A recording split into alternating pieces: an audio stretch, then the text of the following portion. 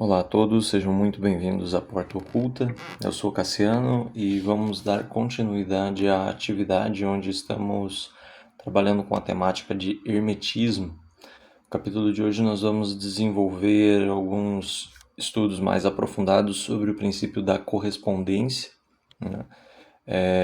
Lembrando que a base desse trabalho está sendo extraída do livro O Caibalho. Caso você venha ler esse livro, eu recomendo a edição feita pela editora Pensamento, certo? E a base desse estudo é o foco principal ali dentro do Kybalion, mas tem estudos comparados com outros textos, tanto de origem do hermetismo, como textos que envolvem apenas a parte esotérica, mas que venham a complementar, né? Eu tecerei aqui algumas reflexões tiradas por mim, mas a gente vai se atentar principalmente ao conteúdo do próprio livro O Caibalho, né? Então, nossa atividade aqui, lembrando, é somente uma intenção de compartilhar estudos, né? Não me coloco aqui de maneira alguma como um instrutor ou como um mestre de hermetismo, tá bom? É uma atividade feita de discípulo para discípulo. E, bom, pegando o princípio da correspondência, aqui, né, nós temos o enunciado desse princípio que diz a seguinte frase: o que está em cima é como o que está embaixo, e o que está embaixo é como o que está em cima. Então, o próprio enunciado aqui, a definição do princípio da correspondência, ele quer nos dizer que há uma correspondência, né, entre o que está em cima e o que está embaixo. E, bom, o que está embaixo é análogo ao que está em cima, né? Tem um princípio muito similar a esse, tem um dizer muito similar a esse, que a gente encontra em textos budistas, né? Que eles vão dizer que o que está dentro é como o que está fora e o que está fora é como o que está dentro. Então nós vemos o próprio princípio da correspondência expresso em uma terminologia e contexto totalmente diferente, mas ainda assim eles estão representando uma mesma coisa, né? Então é importante quando a gente começa a notar esse tipo de padrões, assim, porque nós vemos que se diferentes culturas, diferentes contextos e linhas filosóficas, eles abordam uma condição similar, ou até mesmo trazem o mesmo tipo de informação, isso quer dizer que estamos nos deparando com uma verdade, né? Uma verdade que pode ser vista pelo ser humano indiferente da situação ou da condição onde ele se encontra, né? Basta com que ele acesse essa verdade, né? Eu vou primeiramente ler aqui um breve resumo, tá? Isso é um resumo da própria definição do que seria o princípio da correspondência, né? Dentro do Kybalion. Esse princípio contém a verdade que existe uma correspondência entre as leis e os fenômenos dos diversos planos da existência e da vida. Disse que o que está em cima é como o que está embaixo, isso é, análogo e correspondente, mas não igual nem semelhante. A compreensão deste princípio dá ao ser humano os meios de explicar muitos paradoxos obscuros e segredos da natureza. Existem planos fora dos nossos conhecimentos, mas quando lhes aplicamos o princípio da correspondência, chegamos a compreender muitas coisas que de outro modo nos seria impossível compreender. Os antigos hermetistas consideravam este princípio como um dos mais importantes instrumentos mentais, por meio dos quais o ser humano pode ver além dos obstáculos que encobre à vista o conhecido. A possibilitando a criatura humana raciocinar inteligentemente do conhecido ao desconhecido por intermédio da analogia existente entre ambos. Então aqui nós já nos deparamos com uma própria aplicação do princípio da correspondência, né? Que seria eu utilizar dele para compreender coisas das quais eu não posso compreender, né? Então aqui nós temos até mesmo o ponto da analogia, né? A utilização da analogia para você poder confrontar, né? Eu uso da analogia de algo conhecido para algo desconhecido, contanto que tenha uma certa correspondência entre ambos, né? Para que eu possa estruturar algum pensamento sobre, né? Para que eu tenha alguma forma de comparar, né? Então isso é uma forma de utilizarmos esse princípio, né, para a compreensão de coisas incompreensíveis, né? Então, dado essa breve introdução, né, nós vamos nos aprofundar nesses temas de acordo com a minha capacidade, né? Tudo, obviamente, a título de trazer um melhor entendimento. Vou dar alguns exemplos aqui, eu vou utilizar da própria analogia para tentarmos compreender um pouquinho melhor o que representa o princípio da correspondência, certo? Então, assim, quando nós falamos de correspondência, nós devemos entender que isso não é o mesmo que igual, né? Então, o princípio da correspondência ele vai nos dizer que o que está em cima é como o que está embaixo, o que está embaixo é como o que está em cima, mas isso é de uma forma análoga e correspondente, né? E não de uma forma fixa, né? Eu não posso pensar que as coisas vão ser processadas exatamente da mesma forma, né? A gente vai ver aqui daqui a pouco um exemplo, né? Jogando do macro para o micro, pensando no próprio sistema do conjunto das galáxias em si, com a própria estrutura atômica. Então eu devo observar que há uma correspondência, né? Até mesmo uma similaridade física entre esses dois estados da matéria, né? Um estado macro, outro estado micro. Então há uma correspondência. Eles seguem alguns padrões correspondentes. Então há uma interação análoga entre ambos. As leis que vão se aplicar no macro vão se aplicar no micro também, só que a forma como tudo vai se processar não é exatamente igual, né? Há uma correspondência entre eles, há uma similaridade, mas isso não quer dizer que as coisas vão acontecer exatamente igual. Isso que é o mais difícil da gente poder compreender, né? Essa diferença, né? Onde a gente diz aqui, né, que é correspondente, não é igual, né? Então, analogia, a definição da palavra, né, analogia é a relação de semelhança entre duas coisas, ideias ou fatos diferentes usadas para explicar ou argumentar, né?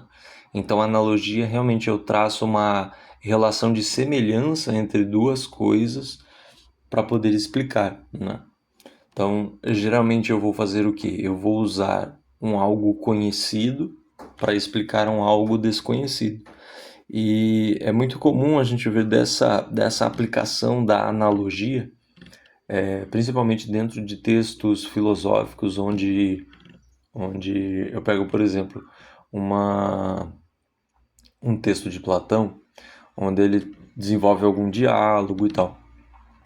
Dentro desse diálogo, ele está construindo um certo mito, né? Dentro desse o mito em si, ele é uma analogia para transmitir algum conhecimento superior, né?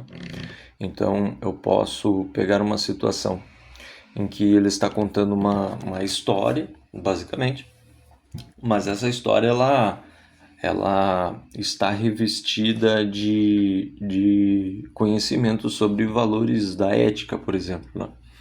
Então, tudo que está acontecendo dentro desse mito em que Platão está construindo, ele está usando isso para transmitir um conhecimento por analogia, né? Através dos personagens, ele está demonstrando como um ser humano realmente deveria se posicionar ou quais são os fatores que acabam influenciando um ser humano a tomar uma decisão correta ou uma decisão errada, né? Então esse é um exemplo da própria aplicação da analogia, né?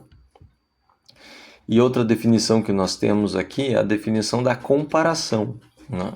Que é algo que nós também vamos utilizar bastante aqui dentro desse estudo do hermetismo, né?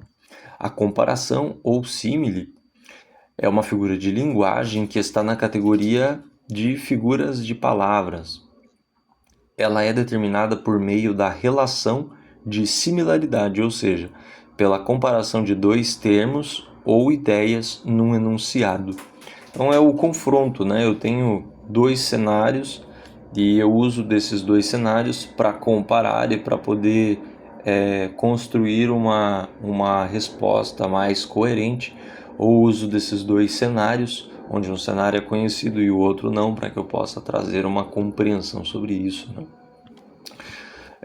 Uma analogia ou uma comparação, ele pode ser utilizado para trazer entendimento de algo complexo, tomando por base um outro algo mais palpável, como um exemplo aqui que eu vou citar, né?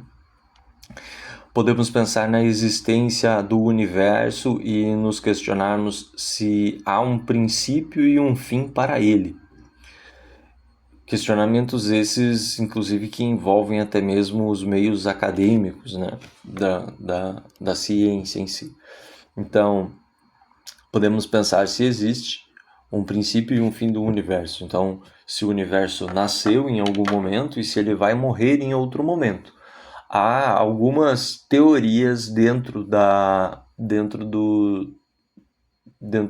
dos conceitos astronômicos, né, que vão estudar tanto o início do cosmos, né, quanto o final dele.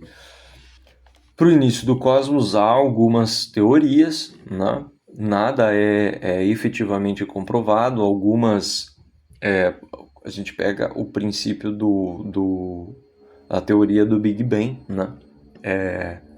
A gente deve entender que não é uma unanimidade, nem que é um ponto final dentro do meio acadêmico, né? Não é dito categoricamente que o universo começou dentro do Big Bang ou da Grande Expansão, mas é uma das teorias mais fundamentadas e que há mais evidências que a comprovam. Mas existem outras teorias para o nascimento do universo. Assim como existem teorias que vão dizer sobre o fim do universo, né? Que inclusive uma dessas teorias que é uma que vai acabar se aliando bastante com os estudos bramânicos, né? Da vida do universo, é a teoria do Big Bounce, onde o universo ele se expande até uma determinada possibilidade, né? Então ele vem crescendo gradativamente até o momento em que ele chega no seu limite de expansão, e a partir desse momento o universo vai começar a se contrair, né? Então ele vai se contrair até chegar em um ponto muito pequeno, que seria o seu limite de contração, né? Então a gente, dentro dessa teoria, né, o universo basicamente ele não teria um fim específico, né? Ele se expande até um determinado momento, ele passa a se contrair até resultar em um ponto concentrado, e a partir desse momento ele volta a expandir. Então basicamente um novo ciclo do universo está começando, né? Então isso é uma própria teoria acadêmica, há muitos estudos, até mesmo caminhos matemáticos para que você possa provar a possibilidade disso, né? Não é comprovado por tantos testes assim, né? Então que a gente tem limitações técnicas, obviamente, para chegar a esse tipo de compreensão. Mas é uma das teorias válidas, que seria um exemplo, né, de princípio e fim do universo. E é curioso, porque se a gente observar essa teoria, né, da vida do universo numa questão cíclica de expansão e contração, ele acaba se alinhando com algumas culturas, né, com a cosmogonia de algumas culturas, como, por exemplo, a bramânica, que eu já citei, que fala de outras formas, mas que acaba trazendo essa mesma reflexão, né? Mas retomando a nossa linha de raciocínio aqui, né? Sobre um exemplo, né? Nós vamos utilizar desse exemplo do início e do fim do universo, né? Se é algo possível.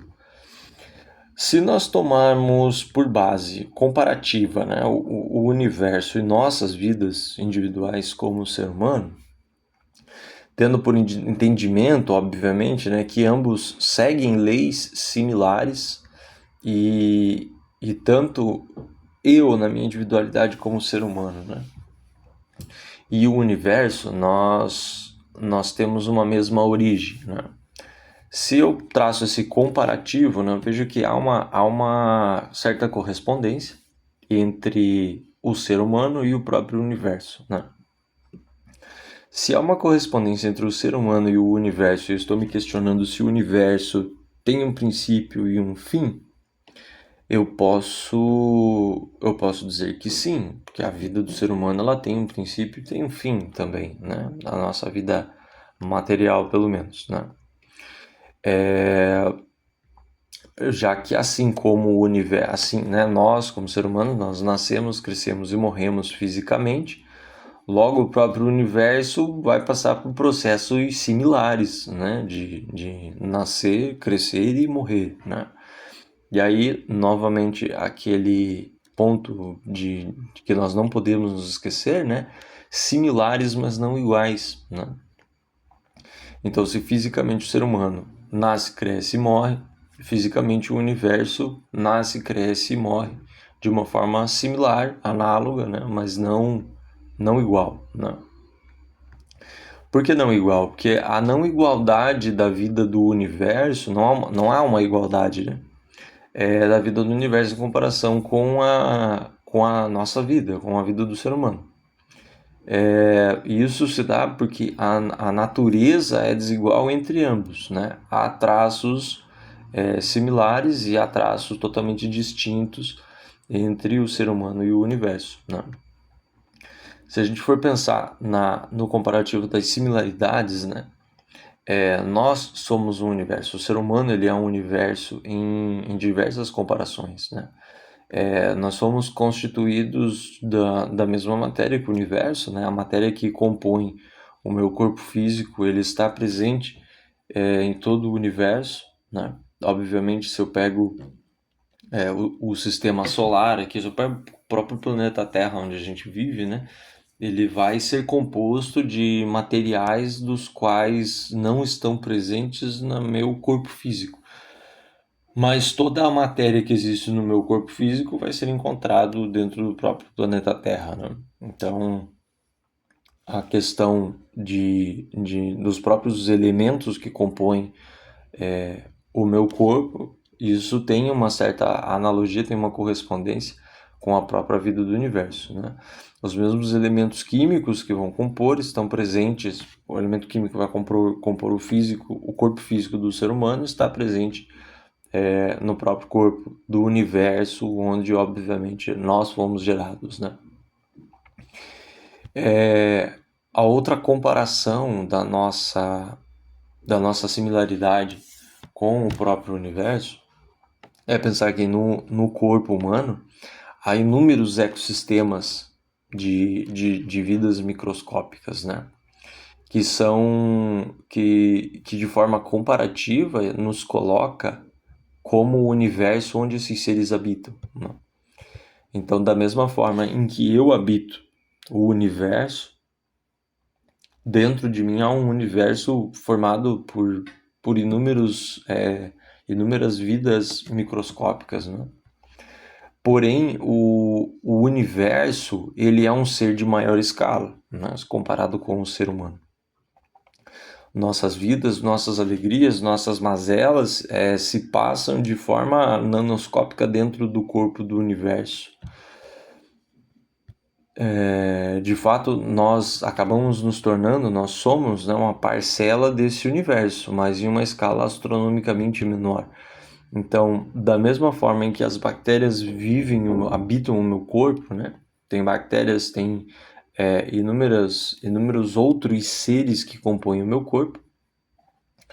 existem muitos seres humanos que habitam o universo, né? E possivelmente existam muitas outras formas de vida que estão presentes dentro do universo. Então, de certa forma, eu faço parte do universo, eu componho o universo, mesmo na minha individualidade, né? Mesmo na parcela pequena que eu acabo ocupando dentro dele, eu faço parte dele porque eu estou dentro dele. E o mesmo vai ser válido para um ser que viva dentro de mim, né?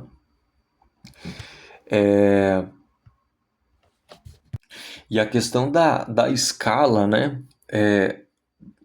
O universo, a gente pode encarar, deve encarar o próprio universo como um ser vivo, né? Como um ser vivo. Muitas coisas acontecem dentro dele. O planeta Terra em que a gente vive é um ser, né? É um ser. Cada um de nós, cada parte do ecossistema, cada animal, cada espécie de planta, cada espécie de minério, né, que existe dentro do planeta Terra, compõe esse corpo físico que é o corpo do planeta Terra, né? Então ele é um ser, esse ser é um ser animado, ele tem uma dimensão física, ele tem uma manifestação física que vai ser o próprio planeta onde a gente vive. E se é o planeta onde a gente vive, a gente faz parte desse ser, né? Nós estamos integrados a esse ser, fazemos parte dele. Apesar de termos a nossa individualidade, né, que a gente construiu ao longo do tempo, como ser humano, nós fazemos parte desse ser maior que vai ser o próprio planeta Terra. E o planeta Terra ele está contido dentro de um sistema, né? Ele faz parte de um outro ecossistema que vai compor um ser maior, que é o nosso próprio sistema solar. O nosso próprio sistema solar ele vai representar um ser, né?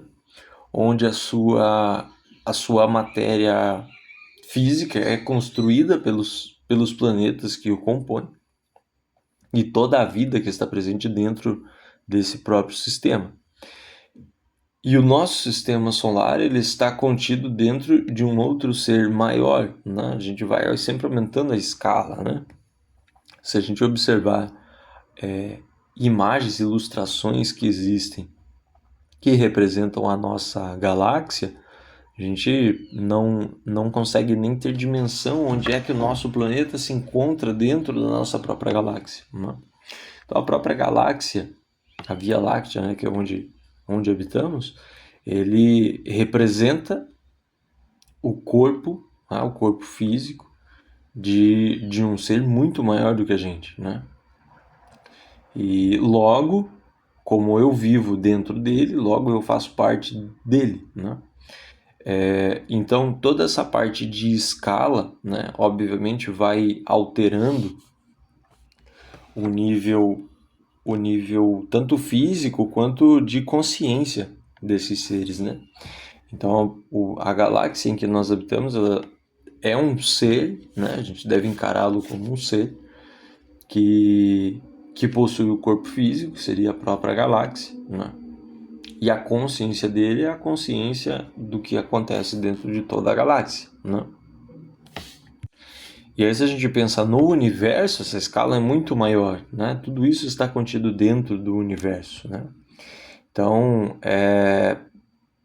tudo isso, né, o próprio universo, por ele possuir uma constituição física superior à nossa, né, pela quantidade de coisas que existem dentro dele, né, tanto a escala física quanto a escala de consciência vai ser maior, né, e naturalmente não pode existir uma igualdade entre os fatores de vida, né, mas há uma similaridade.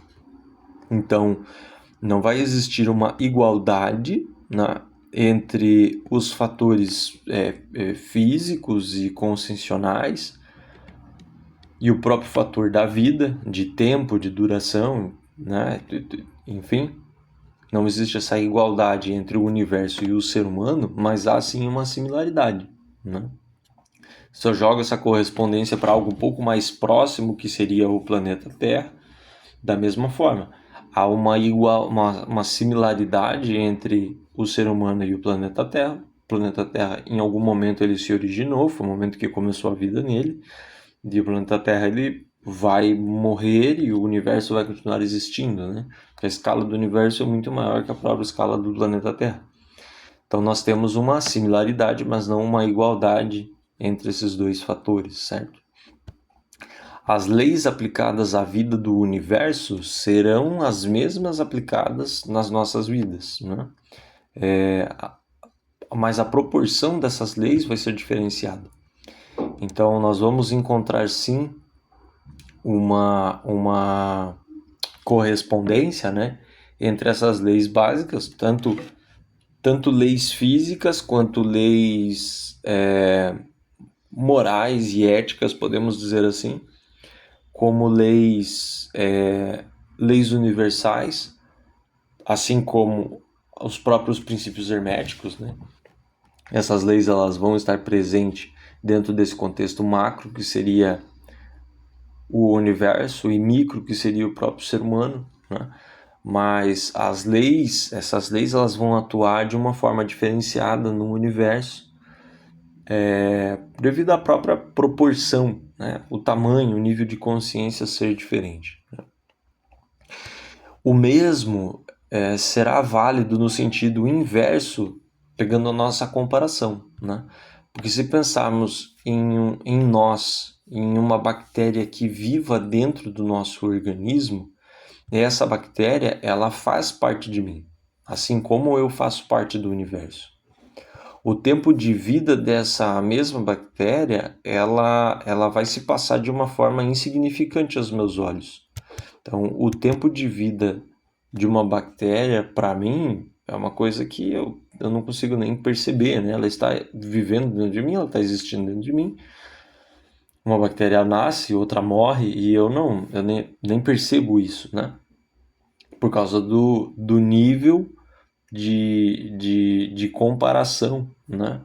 Sem ter uma diferença muito grande, né? Então eu não vou nem perceber. Da mesma forma, o meu tempo de vida dentro do corpo do universo vai se processar. O universo ele pouco percebeu o momento em que eu nasci e não vai nem notar também o momento em que eu vou morrer. Por causa da escala de comparação de um para com o outro. Mas as leis que estão atuando na minha existência, elas irão reger a vida dessa bactéria, né? As leis que se aplicam na minha vida, elas vão se aplicar na vida da bactéria. E assim como essa lei atuará em mim, será diferente da forma que ela atuará na vida da bactéria. Porque eu sou um ser superior a ela. Ela está dentro de mim, ela está contida dentro de mim. Então a existência dela faz parte de mim, mas a minha condição me coloca como superior a ela por realmente ter um nível de consciência superior a ela. Assim como o universo vai ser superior a mim, devido ao nível de consciência que o universo possui, que é muito superior ao meu. Então, aqui a gente consegue fazer um contraponto onde eu já tenho 3 camadas, né? Eu tenho uma camada de uma bactéria que vai ser algo insignificante dentro, né? A vida da bactéria ela torna-se algo insignificante à minha percepção humana, né? Ela possui uma importância, ela faz parte do meu sistema, né? O meu sistema digestivo funciona porque existem bactérias ali dentro dele. Se não houvessem bactérias dentro do meu intestino, eu morreria, né? Mas o valor consciencial que essa bactéria possui, se comparado comigo, é algo totalmente insignificante, né? Apesar da minha existência depender da existência da bactéria, a consciência que eu possuo, comparando com a consciência da bactéria, é algo muito superior. E se eu me coloco olhando para cima nesse momento, pensando no universo, eu vejo que a minha existência dentro do universo ela é algo insignificante, né? Possivelmente, se não existissem nós seres humanos, se não existissem formas de vida dentro do universo, possivelmente o universo nem existiria, né? Se for pensar que eu, como ser humano, dependo que exista bactérias para que eu exista, é possível que, se não existir vida dentro do universo, o próprio universo não venha a existir pelo próprio princípio da correspondência. Agora, eu me vendo dentro do universo, eu sou tão insignificante para o universo como uma bactéria insignificante para mim, entende? Então há essa correspondência. As leis elas vão atuar dentro dessas três proporções: na proporção do universo, que é o macro, na proporção minha como ser humano, que está no meio do caminho, e na micro, que seria a bactéria, né? Pegando essa comparação. Eu tenho a mesma lei atuando nesses três planos diferentes e, naturalmente, essa lei ela vai se moldar e ela vai atuar de forma similar, mas não igual, né? Não vai existir uma, uma igualdade direta da forma em que ela atua no universo, na minha vida ou na própria vida da bactéria, né? E essa é a lei da correspondência que trabalha atuando, né, no macro e no micro, onde por comparação a gente, né, eu posso tomar algo que eu conheço e comparar com algo que eu desconheço, contanto que haja uma similaridade entre ambos, né? Então por isso eu teci essa estrutura, né, dentro da aplicação para demonstrar que há uma similaridade, né? Obviamente vai existir uma similaridade entre a minha vida com a vida do universo, né? E através disso eu posso usar algo que eu conheço, ainda que limitadamente, que seria a minha própria vida, para tentar entender um pouquinho melhor sobre a vida do universo, que é algo que eu desconheço. E aqui fica um ponto importante, né, que a gente tem que buscar, se eu for traçar comparação, eu preciso realmente pegar coisas que sejam similares para poder comparar, né? Pegar tantas coisas similares quanto coisas que eu conheça, né? Eu conheço. Eu não vou chegar a muitas conclusões se eu quiser comparar duas coisas que eu desconheço, né? Prosseguindo aqui, outro ponto importante que eu peguei, que eu achei interessante desenvolver aqui, é o princípio da correspondência e a própria linguagem hermética, né? Nós estamos falando do princípio da correspondência, que é algo que a gente pode usar para compreender algo desconhecido, né? E que o próprio princípio da correspondência ele trata de analogias, ele trata desse princípio de tanto de comparação quanto de investigação, né? E aí, nesse ponto, o que acontece? Os textos herméticos, eles são tomados por simbolismos e analogias, né? Eles adotam esse formato com a intenção de preservar o conhecimento e esforçar o buscador a trabalhar o seu mental. Então aqui eu tenho os próprios textos herméticos, eles são carregados do princípio da correspondência e eles necessitam que você utilize o princípio da correspondência para que possa entendê-los, né? Porque existe uma maia muito grande dentro de tais estudos para proteção, para preservação, né? E também para construir esse esforço, né? De trabalhar, de pensar, de se esforçar para compreender o que está escrito ali, né? Qual é a informação que está oculta dentro de cada frase, né?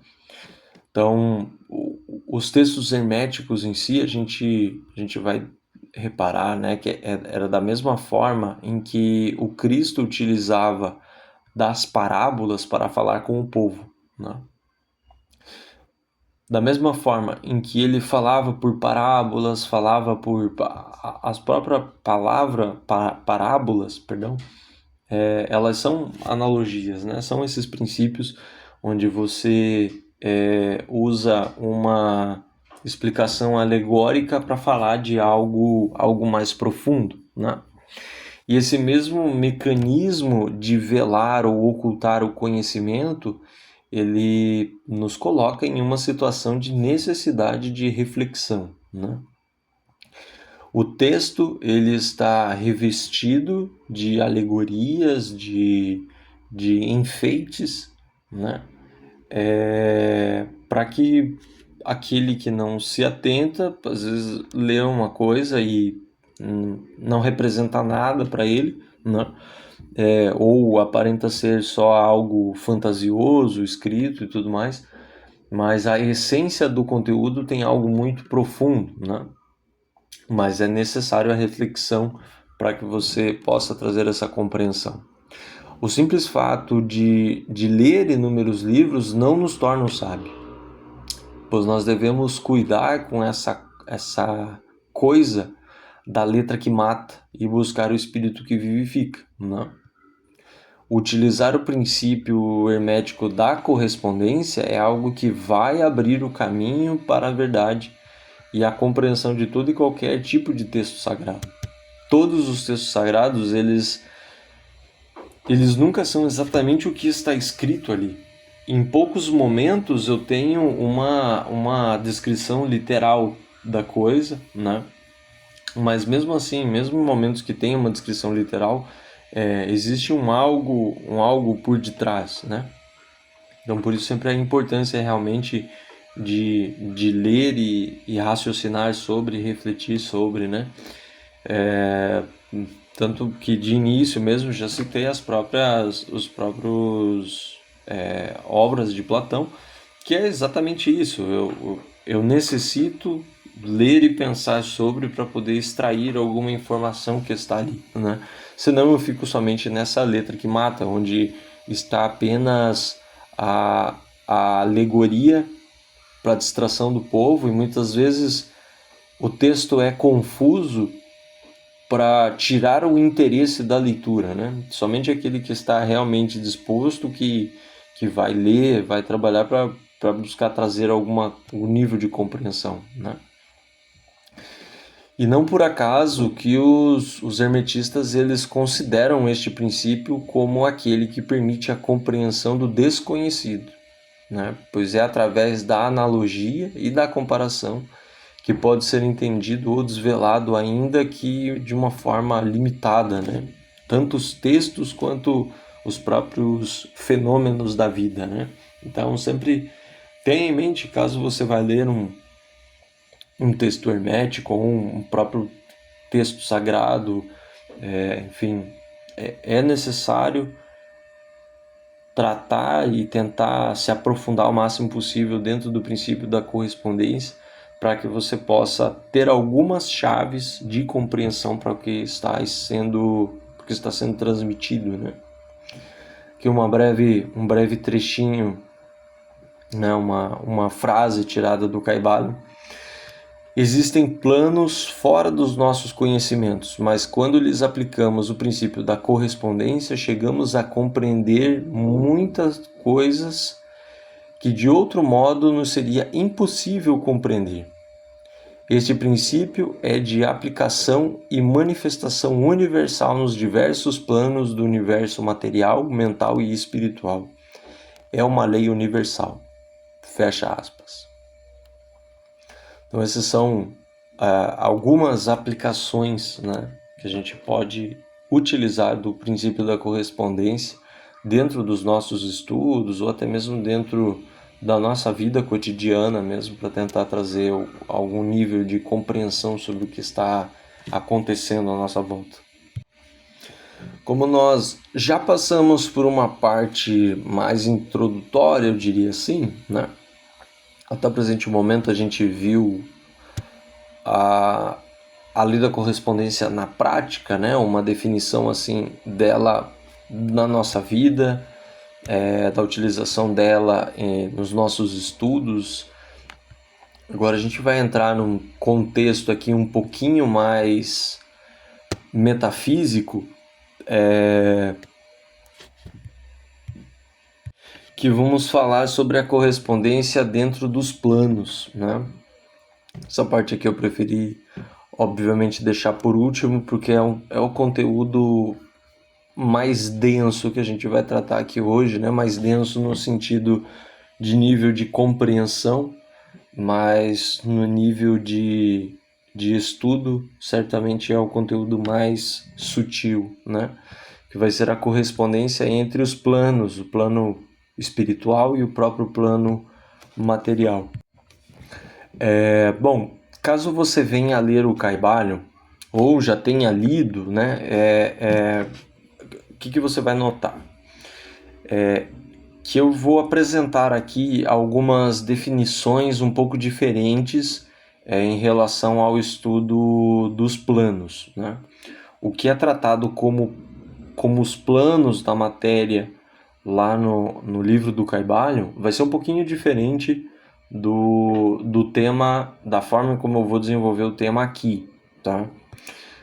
No livro, os planos que são desenvolvidos, eles são apresentados como 3 planos maiores, que é o plano físico, mental e o espiritual, tá? Que cada um desses planos, ele se subdivide em 7 subplanos, né? Ou 7 planos menores. Então eu tenho 3 planos maiores e 3 planos menores, 7 planos menores de cada um, né? Totalizando 21 planos menores ou subplanos, né? Aqui eu trarei alguns conceitos um pouco, entre aspas, diferentes, né? Mas que eles irão nos conduzir para o mesmo destino, né? O mesmo caminho, né? O estudo de planos aqui a estrutura dos planos aqui que eu vou me apoiar, né? Eles estão por base, né, a base ali da teosofia da Blavatsky, assim como os ensinamentos deixados pelo professor Henrique José de Souza, que é o fundador da Sociedade Brasileira de Eubiose. Que, obviamente, vale ressaltar que a Constituição Setenária, que é o que a gente vai se apoiar aqui, e a Constituição Setenária, até mesmo que a gente já falou nos capítulos anteriores, isso tudo, mesmo que Blavatsky tenha trabalhado isso dentro da teosofia, o professor Henrique José de Souza tenha trabalhado isso dentro da eubiose, isso é uma síntese, né, uma releitura adaptada para os nossos contextos atuais, né, mas é tudo extraído dentro da própria filosofia oriental do Advaita Vedanta, né, que enfim, isso é uma readaptação que foi passando ao longo dos tempos de diversas tradições, tanto religiosas quanto esotéricas, tá? Essa parte da Constituição Setenária. Eu não vou certamente me aprofundar muito dentro desse tema, porque é um tema realmente que merece um estudo específico só para ele, e eu pretendo nos capítulos futuros aí realmente trazer um trabalho voltado apenas para a Constituição Setenária, né? Antes da gente prosseguir no estudo comparativo entre os planos, a gente deve fazer um questionamento, né, que é: o que são os planos? E aqui eu vou pegar uma definição, uma explicação do próprio Kybalion, tá?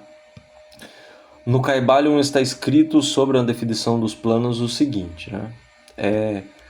A princípio, devemos considerar bem a pergunta tantas vezes feita pelo neófito, que deseja ser informado a respeito do significado da palavra, entre aspas, plano, termo que tem sido muito usado e pouco explicado em muitas obras de ocultismo.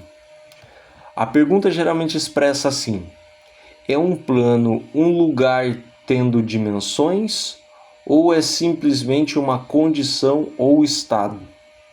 E respondemos: não, não é um lugar nem uma dimensão ordinária do espaço. É ainda mais que um estado ou uma condição, e apesar disso, o estado ou a condição é um grau de dimensão em escala sujeita à medida. Uma dimensão, vós o sabeis, é uma dimensão em linha reta em relação à medida, e etc. As dimensões ordinárias do espaço são comprimento, largura e altura. Há uma outra dimensão das coisas criadas, ou medidas em linha reta, conhecida pelos ocultistas, como também por cientistas, apesar desses últimos não a chamarem com o termo dimensão. E esta nova dimensão, que futuramente será a mais investigada como quarta dimensão, é a marca usada na determinação dos graus ou planos. Essa quarta dimensão pode ser chamada a dimensão da vibração. Este é um fato bem conhecido para a moderna ciência, como para os hermetistas, que estabeleceram a verdade no seu terceiro princípio hermético, que tudo se move, tudo vibra, nada está parado. Desde as manifestações mais elevadas até as mais baixas, todas as coisas vibram. Não somente elas vibram em diferentes coeficientes, como de movimento, mas também em diversas direções e de diferentes maneiras. Os graus de coeficiente das vibrações constituem os graus de medição na escala de vibração, ou, em outras palavras, os graus da quarta dimensão. E estes graus formam o que os ocultistas chamam planos. O mais elevado grau de vibração constitui o plano mais elevado e as mais elevadas manifestações da vida que ocupa este plano. Assim, apesar de um plano não ser um lugar, nem ainda um estado ou uma condição, ele possui as qualidades de ambos. Então aqui nós já pegamos uma breve definição, né, dessa questão dos planos, né, o que são os planos. Nós vamos passar a entender através dessa texto do Kybalion que os planos eles representam um estado vibratório diferente, né? Ele não necessariamente é uma dimensão alternativa, né? E nem seria um outro local no espaço. Ele pode representar isso, né? Ele pode representar uma dimensão diferente da nossa, apesar de não ser, como ele pode representar um outro local no espaço-tempo, como mesmo não sendo, né? Os planos eles seriam basicamente um estado vibratório diferenciado, né? Nós estamos aqui no plano material, nós temos um entendimento, um nível de percepção do que é o universo em que nós vivemos devido ao estado vibracional da matéria, né?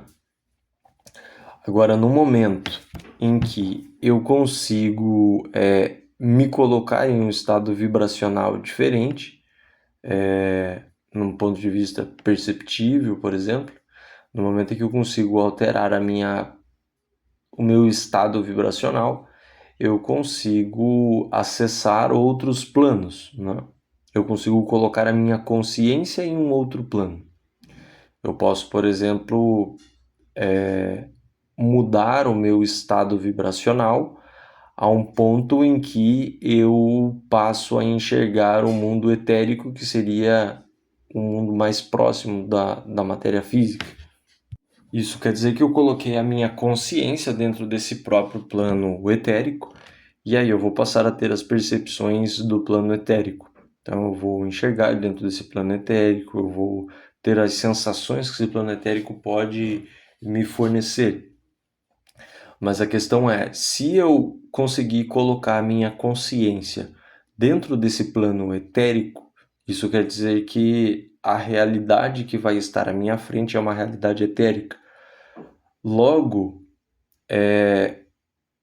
da mesma forma em que eu posso ter uma sensação aqui material, digamos assim, né, onde há limites às coisas, no mundo etérico isso também vai acontecer, porque a minha consciência, o meu estado de vibração está igual o do plano etérico. Então, o plano etérico vai aparentar ser um plano material, porque tudo dentro dele vai ser constituído de matéria etérica, né? Óbvio, se eu penso em eu atuando na minha consciencialmente no plano etérico, eu vou estar muito mais sutil do que o plano físico. O plano físico, para mim, vai ser algo muito grosseiro.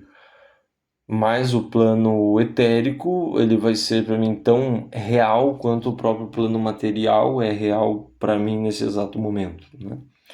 Então, nós vemos esse conceito de que os planos em si, eles não representam uma dimensão ou um local, mas eles podem ser interpretados dessa forma.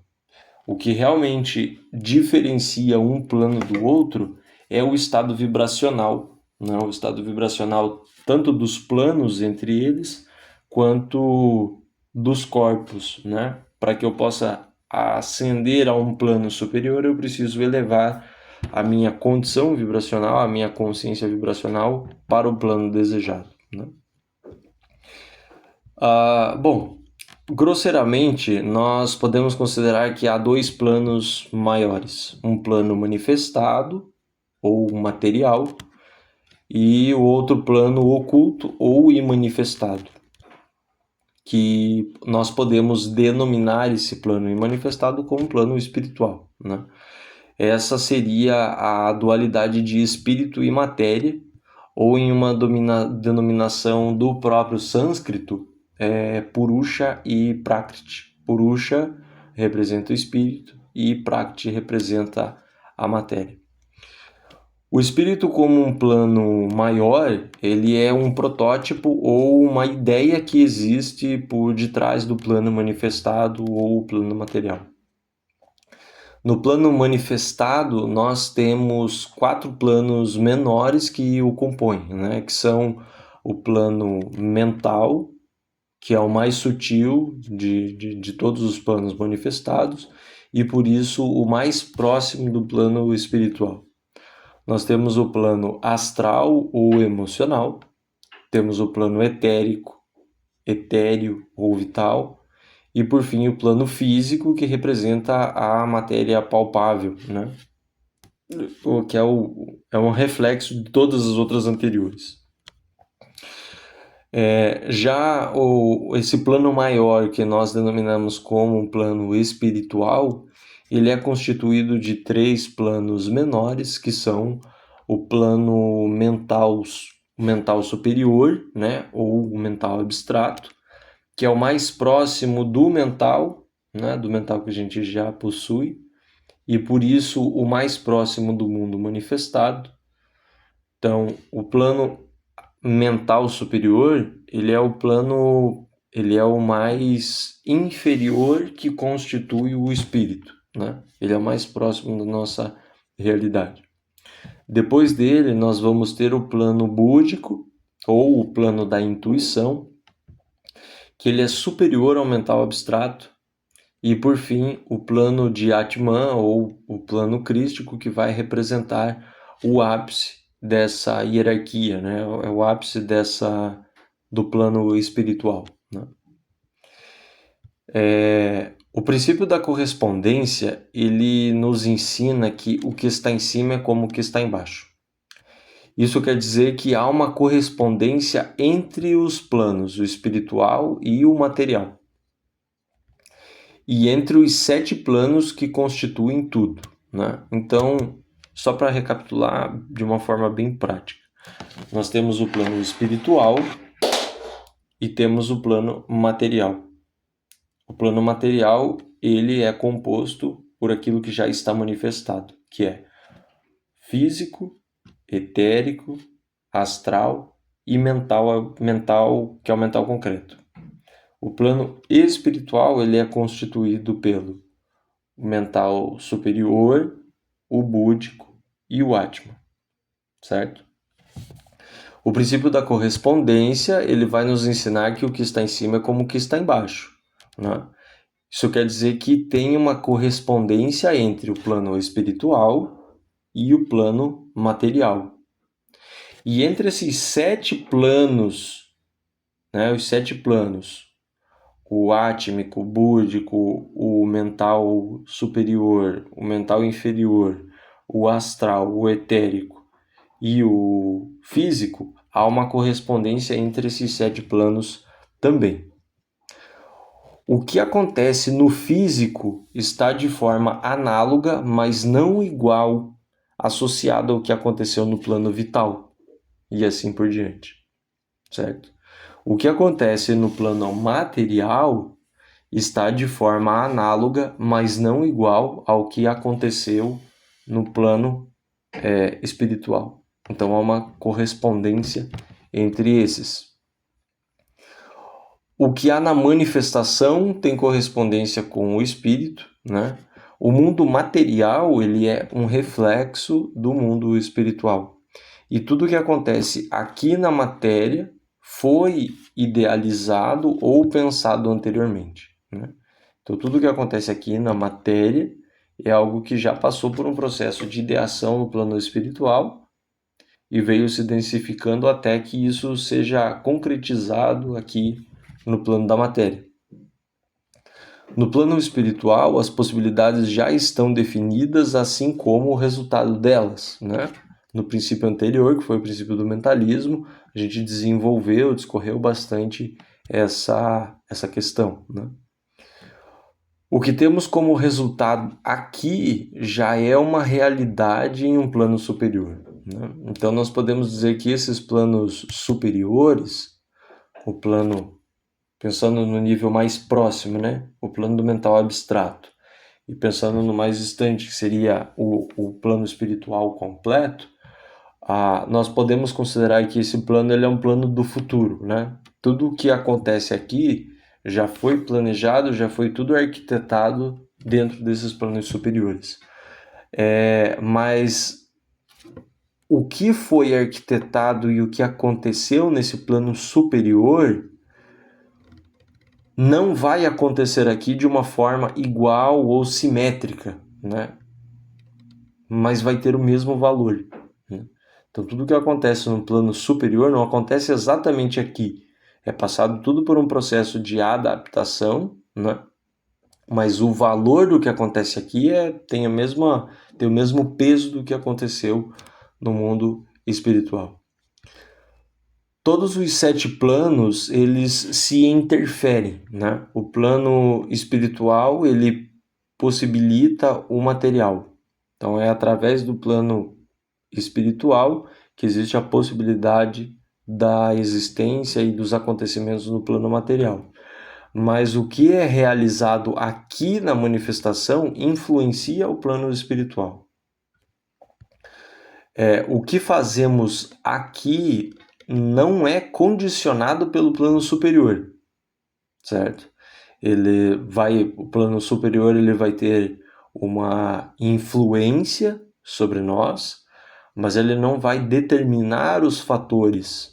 As possibilidades são geradas no espiritual, mas as decisões e a execução das coisas, ela será definida aqui na manifestação. Então aqui nós podemos até mesmo traçar um paralelo de reflexão dentro do próprio estudo da astrologia, né? Se eu falo da astrologia, eu estou falando sobre a constituição astral que compõe o meu ser. Então, se eu pego o meu mapa astral, eu posso ver toda a estrutura dos astros, né, os planetas e as constelações, e ver de que forma que eles me influenciam em cada um dos setores da minha vida. Então, eu tenho toda essa energia astral que foi condensada no meu ser no momento em que eu nasci, que aí seria o meu mapa natal.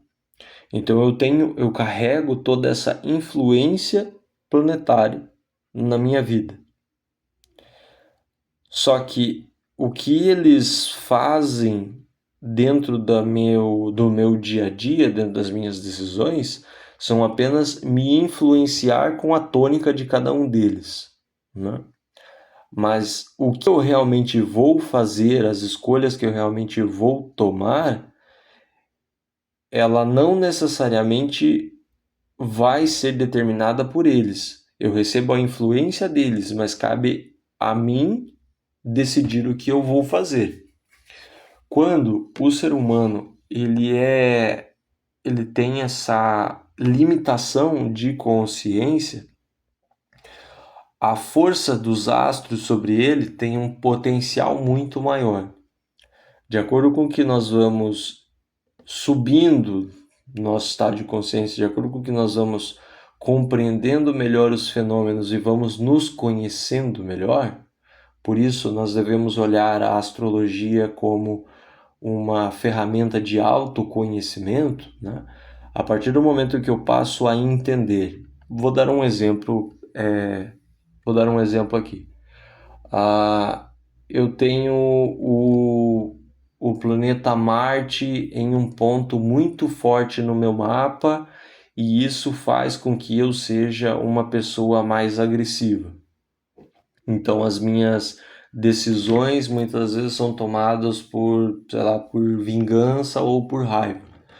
No momento em que eu começo a ganhar mais consciência sobre o meu ser, no momento em que eu começo a compreender melhor, no momento em que eu estudo astrologia, por exemplo, e eu passo a compreender que eu ajo impulsivamente dessa maneira agressiva devido à influência de Marte no meu mapa, eu posso começar a refrear isso porque eu ganhei consciência, eu compreendi que quando eu não estou no controle, eu sou agressivo por causa desse Marte, eu passo a me policiar mais e a reduzir esse impacto astral que Marte influencia dentro de mim.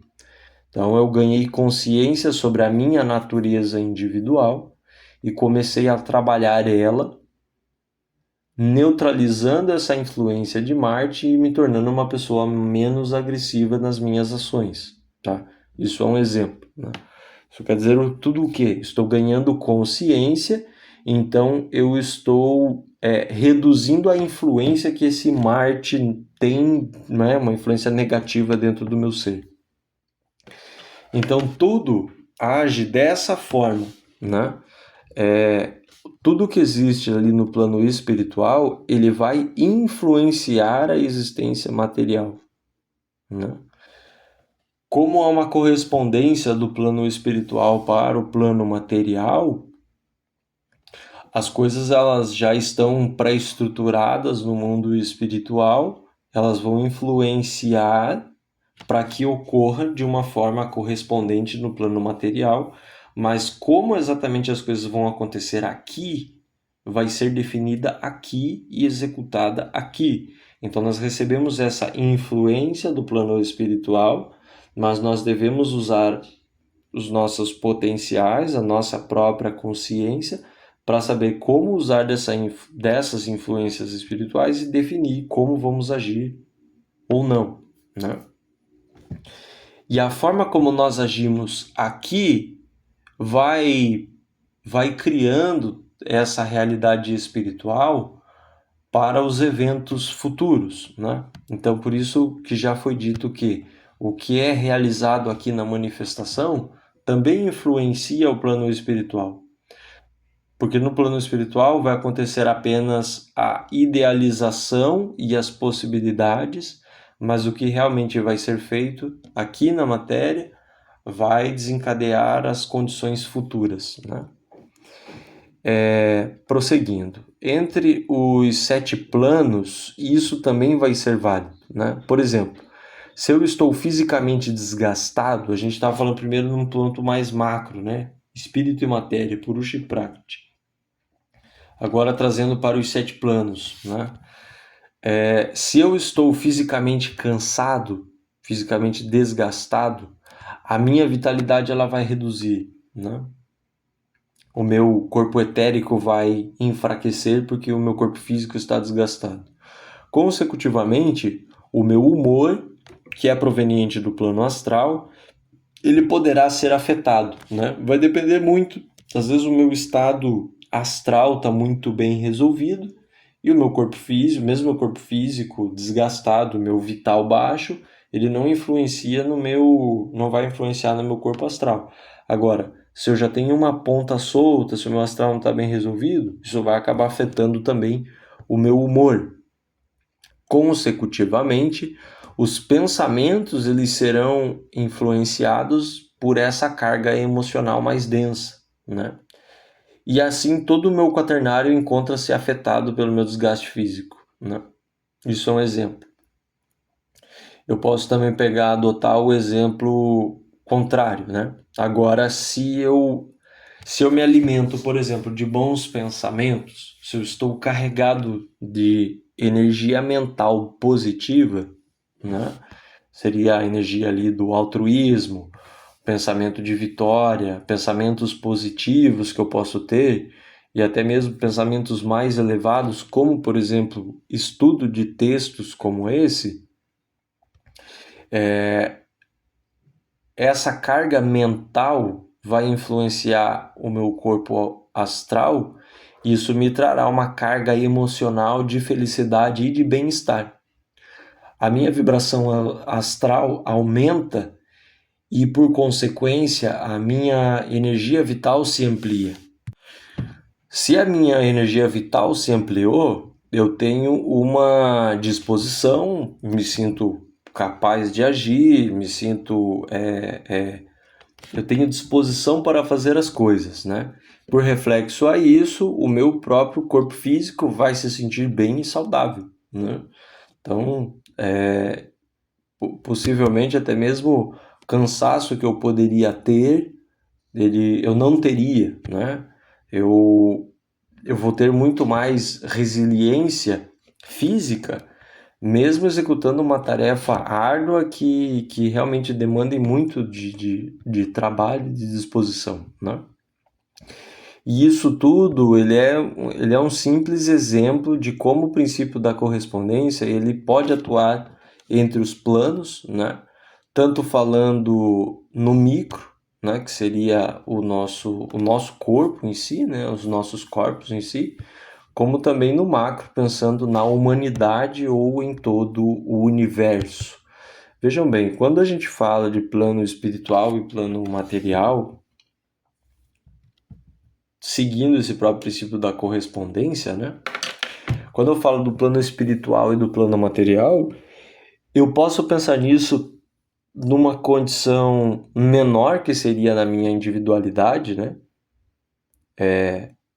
O plano do meu espírito, né?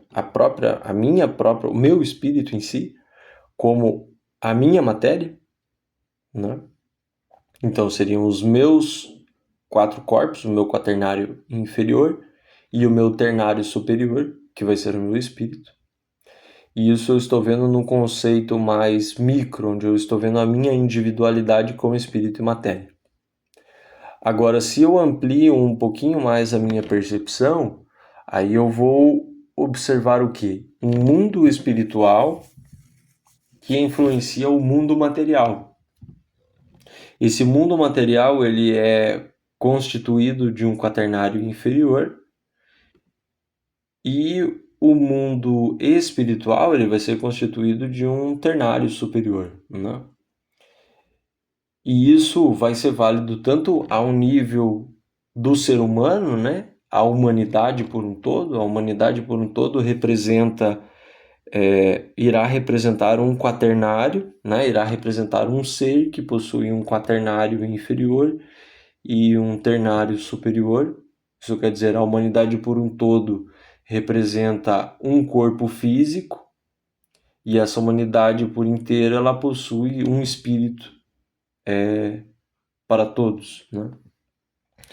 E se eu amplio ainda mais a minha percepção, eu olho que o universo manifestado, como já dito, ele vai representar um corpo, então ele vai possuir esse quaternário inferior, e esse universo, por um todo, ele possui o seu plano espiritual, que vai representar esse ternário superior. Então, as correspondências, elas até mesmo vão demonstrar para a gente que os planos, existem planos dentro de planos e os planos se interpenetram, né? Então, para tudo vai existir uma correspondência. A, as nossas ações individuais, elas vão acabar gerando consequências. Nós vamos ver nos capítulos futuros aí o próprio princípio da ação-reação, né? Que a gente vai trabalhar um pouquinho mais isso, mas eu na minha individualidade, óbvio, eu faço coisas e essas coisas vão me trazer resultados num conceito individual. Agora, por correspondência, coisas que eu faço vão acabar impactando em todos os outros seres humanos. Porque todos os seres humanos eles vão representar uma única coisa, se eu for pensar dentro do planeta Terra, né? Todos os seres humanos eles vão representar um ser humano. Então, tudo aquilo que eu faço vai gerar uma reação tanto individual para mim, né? Vai tanto trazer um karma positivo ou negativo para minha individualidade, assim como vai trazer um karma positivo ou negativo para toda a humanidade, né? Porque apesar de eu ser um ser individual, eu represento o ser humano. E o ser humano, por um todo, ele vai ser representado por um único ser humano, né? Então aqui são alguns, né, são muitos caminhos que a gente pode seguir quando começamos a falar sobre o princípio da correspondência e sobre os demais princípios, né? Porque todos eles vão acabar se interpenetrando, a gente vai começar a ver a correspondência que existe entre todos eles, né? Se o princípio da correspondência é uma verdade, eu devo entender que há uma correspondência entre todos os 7 princípios herméticos, né?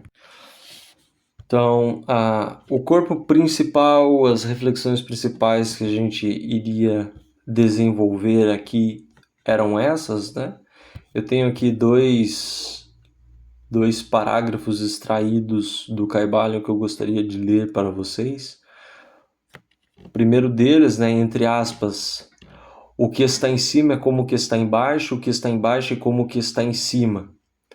Todos os 7 princípios herméticos estão em muitas operações em todos os diversos planos físicos, mental e espiritual. Fecha aspas.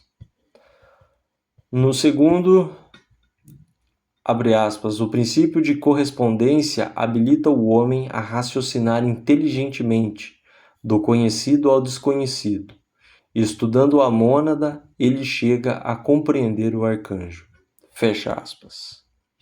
Então, eu agradeço a companhia de todos, tirem suas próprias reflexões, né, referente às correspondências de nossas vidas, seja elas de uma forma individual ou coletiva, pois a própria ciência, ela se apoia nessa lei, na lei da correspondência, para estudar a vida, né?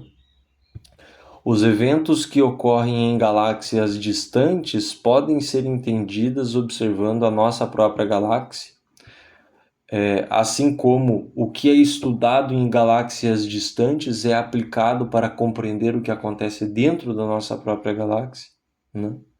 A gente deve até mesmo lembrar que nós não temos uma capacidade técnica de olharmos a nossa galáxia de longe, né? Porque nós estamos dentro dela.